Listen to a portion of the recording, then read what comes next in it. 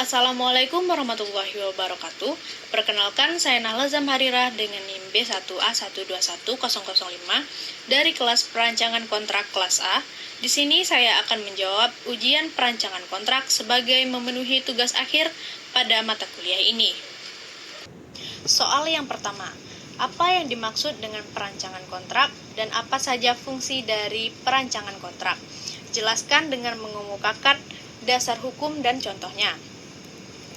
Jawabannya, perancangan kontrak atau contract drafting adalah proses-proses penyusunan dan penulisan dokumen kontrak atau perjanjian yang memuat kesepakatan antara dua pihak atau lebih. Fungsi utama dari perancangan kontrak adalah menetapkan hak dan kewajiban para pihak yang terlibat dalam kontrak, mengantisipasi dan mengatur kemungkinan permasalahan yang dapat terjadi di masa depan, memberikan kepastian hukum bagi para pihak, meminimalisir risiko dan sengketa di kemudian hari, serta menjadi dokumen referensi dan bukti tertulis jika terjadi perselisihan. Dasar hukum untuk perancangan kontrak di Indonesia terdapat dalam pasal 1338 KUH Perdata yang mengatur tentang kekuatan mengikat suatu perjanjian, serta pasal 1313 KUH Perdata yang mendefinisikan perjanjian sebagai suatu perbuatan dengan mana satu orang atau lebih mengikatkan dirinya terhadap satu orang atau lebih. Contoh perancangan kontrak yang umum antara lain kontrak jual beli, kontrak sewa menyewa, kontrak kerja, kontrak pembiayaan, kontrak kerja sama bisnis, kontrak konstruksi, kontrak franchise, dan kontrak lisensi. Soal kedua, apa syarat sahnya dari suatu kontrak? Jelaskan dengan mengemukakan contoh serta sumber hukumnya. Menurut Kitab Undang-Undang Hukum Perdata, Pasal 1320 terdapat 4 syarat sahnya suatu kontrak, yaitu kesepakatan, kecakapan, suatu hal tertentu, dan sebab yang halal. Pertama, kesepakatan. Ini terdapat dalam pasal 1320 ayat 1 KUH Perdata. Contohnya, dua pihak setuju untuk melakukan jual beli rumah dengan harga tertentu. Kedua, kecakapan.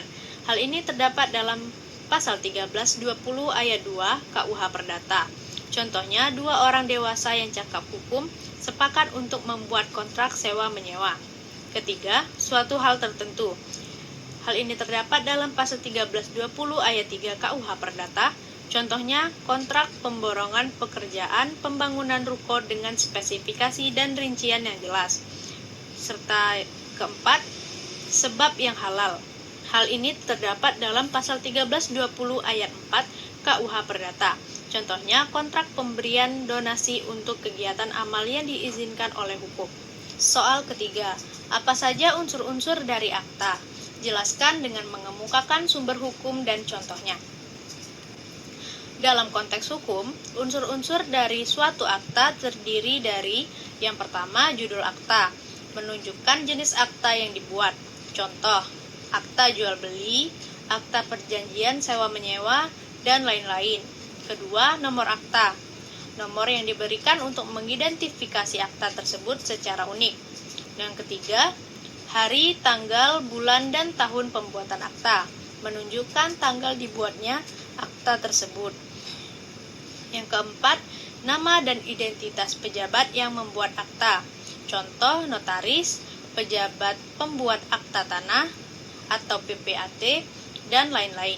Kelima, nama dan identitas para pihak yang menghadap. Contoh, nama, tempat tanggal lahir, pekerjaan, alamat, status perkawinan, dan lain-lain.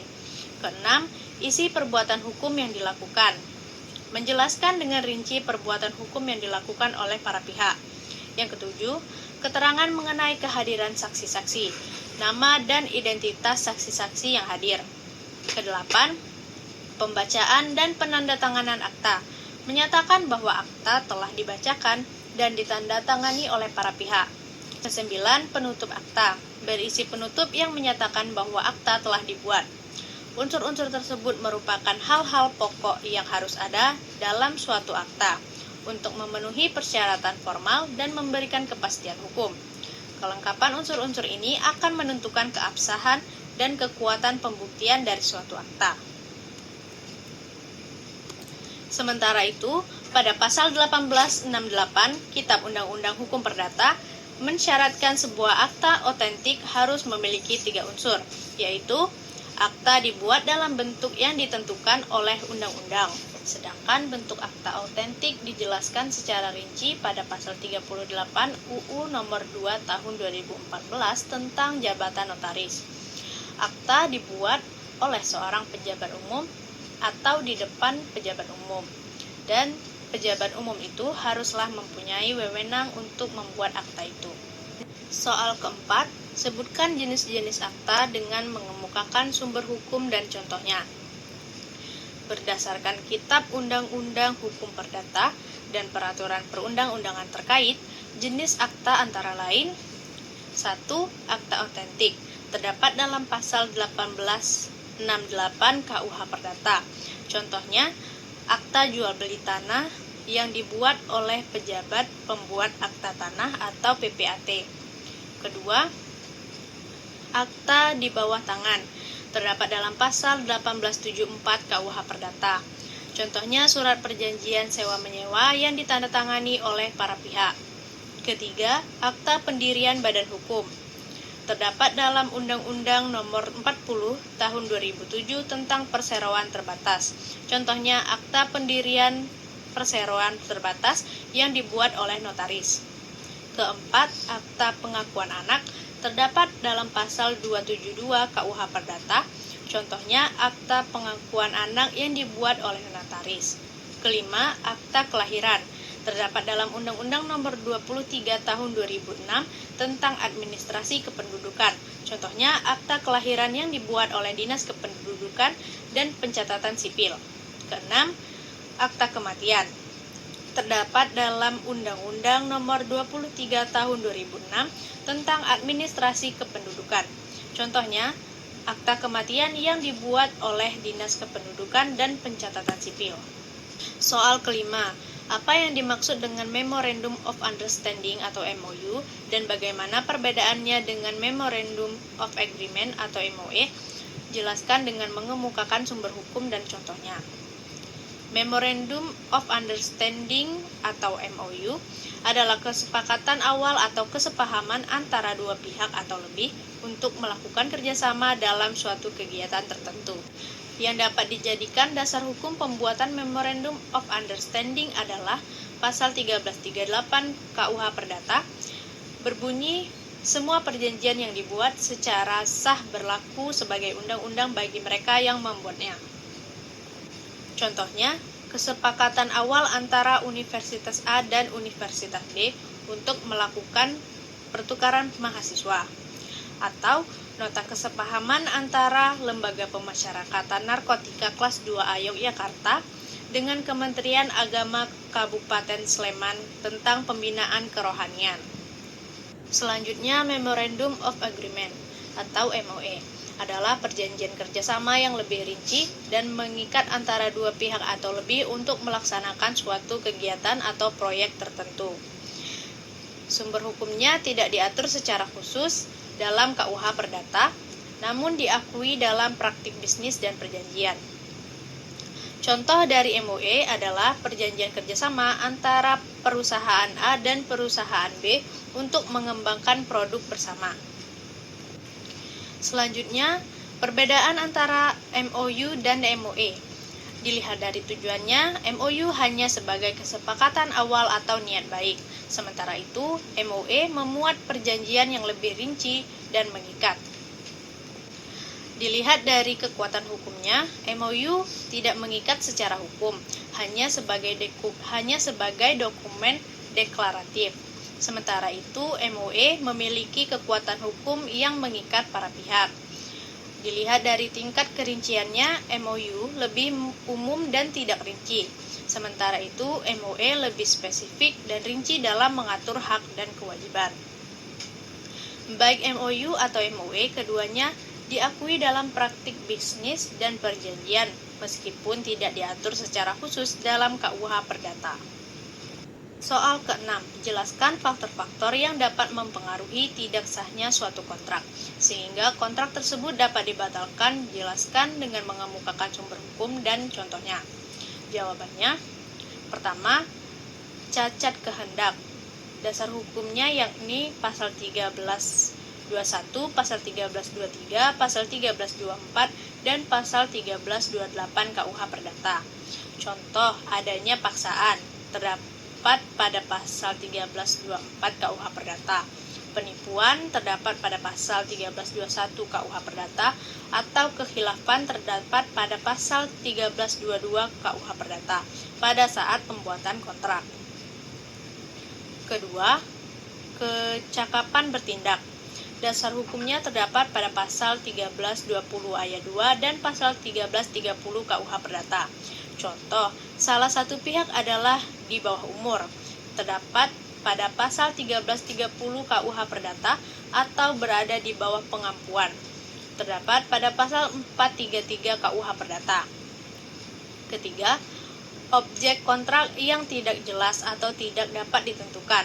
Dasar hukumnya terdapat pada pasal 1333 dan pasal 1334 KUH Perdata.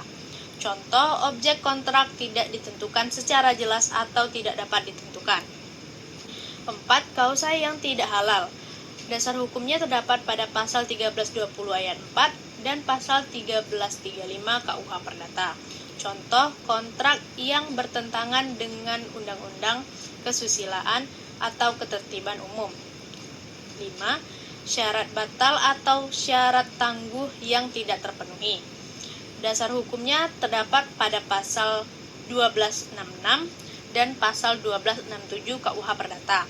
Contoh, tidak terpenuhinya syarat yang telah disepakati oleh para pihak dalam kontrak.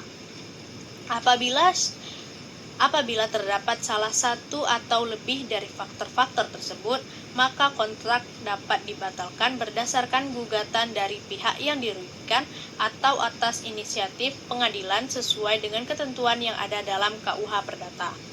Soal ke-7, jelaskan unsur-unsur perancangan kontrak dengan menyebutkan sumber hukum dan contohnya. Jawabannya, berdasarkan Kitab Undang-Undang Hukum Perdata sebagai berikut. Pertama, unsur esensialia. Unsur ini merupakan hal-hal pokok yang harus ada dalam suatu kontrak.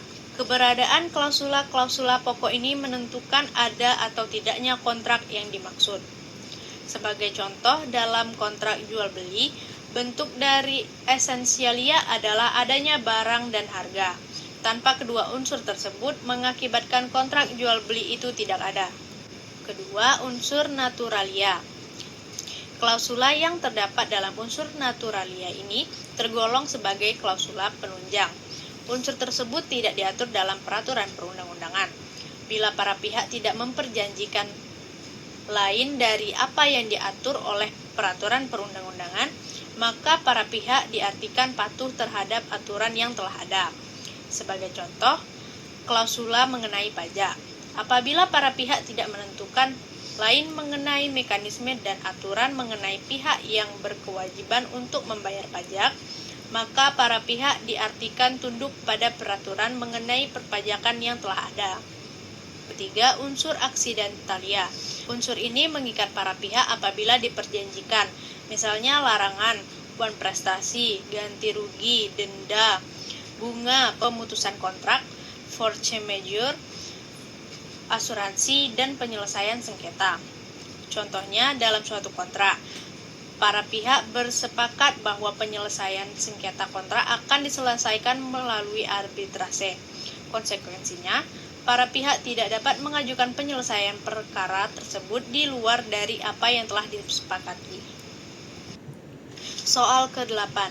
Apa perbedaan antara akta autentik dengan akta di bawah tangan? Jelaskan dengan mengemukakan sumber hukum dan contohnya.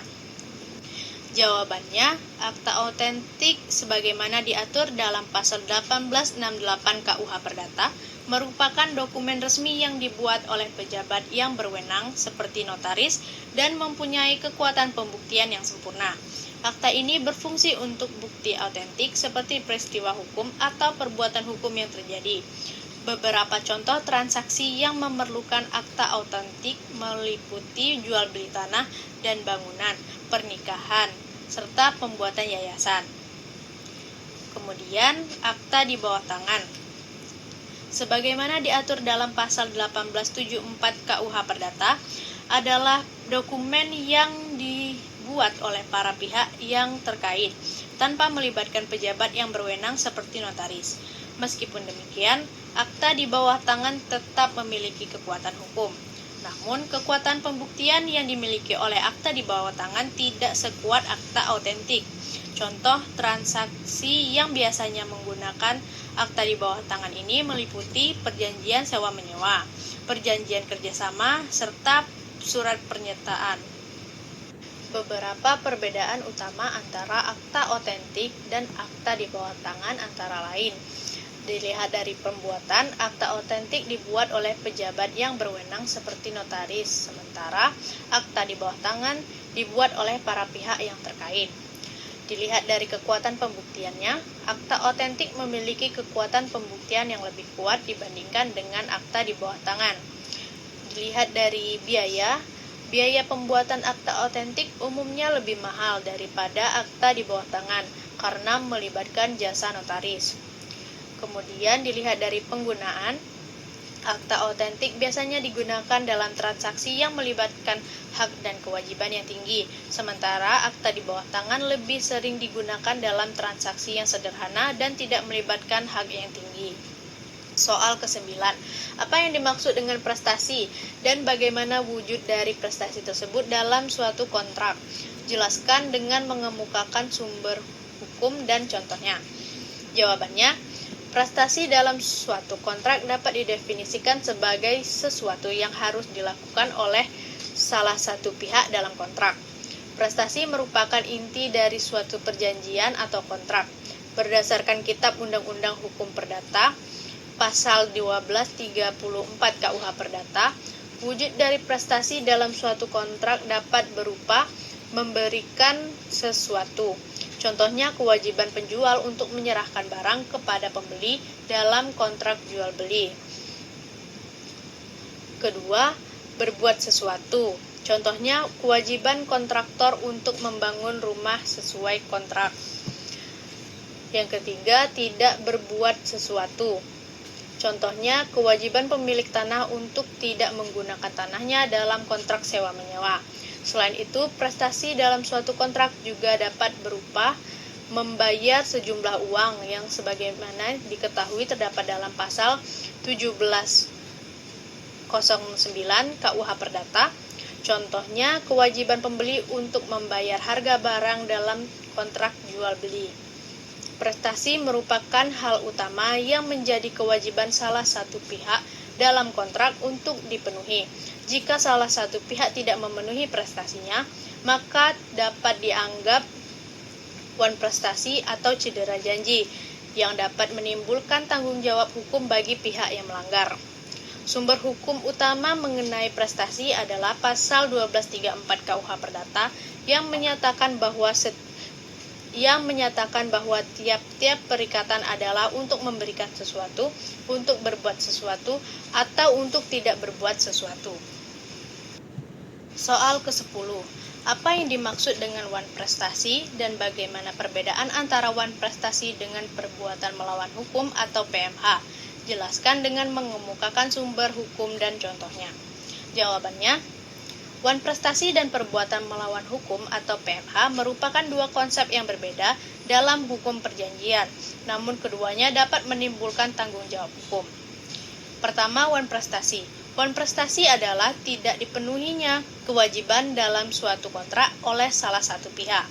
Hal ini terdapat dalam pasal 1238 dan pasal 1243 sampai 1252 Kitab Undang-Undang Hukum Perdata. Contohnya, debitur tidak membayar angsuran kredit sesuai perjanjian. Kemudian, penjual tidak menyerahkan barang yang dijual kepada pembeli. Lalu, penyewa tidak membayar uang sewa sesuai kontrak sewa-menyewa. Kedua, perbuatan melawan hukum atau PMH adalah perbuatan yang melanggar hak orang lain dan bertentangan dengan kewajiban hukum si pelaku. Hal ini terdapat dalam pasal 1365 KUH Perdata. Contohnya, seseorang melakukan pencemaran nama baik terhadap orang lain. Selanjutnya, pemilik gedung membongkar bangunan milik tetangga tanpa izin. Perbedaan antara wan prestasi dan PMH dilihat dari sumber kewajibannya. Wan prestasi kewajiban bersumber dari perjanjian atau kontrak, sementara PMH kewajiban bersumber dari undang-undang atau prinsip-prinsip umum hukum. Dilihat dari hubungan para pihaknya, wan prestasi terjadi antara pihak yang terikat dalam suatu perjanjian atau kontrak, sementara PMH dapat terjadi antara pihak yang memiliki hubungan hukum maupun tidak. Dilihat dari bentuk perbuatannya, wan prestasi tidak memenuhi prestasi yang telah disepakati dalam perjanjian atau kontrak. Sementara PMH melakukan perbuatan yang melanggar hak orang lain dan bertentangan dengan kewajiban hukum. Meskipun berbeda, wan prestasi dan PMH dapat terjadi dalam suatu peristiwa hukum dan dapat menimbulkan tanggung jawab hukum bagi pelakunya. Sekian tugas video UAS perancangan kontrak dari saya. Apabila terdapat kesalahan kata, kurang lebih saya mohon maaf. Wassalamualaikum warahmatullahi wabarakatuh.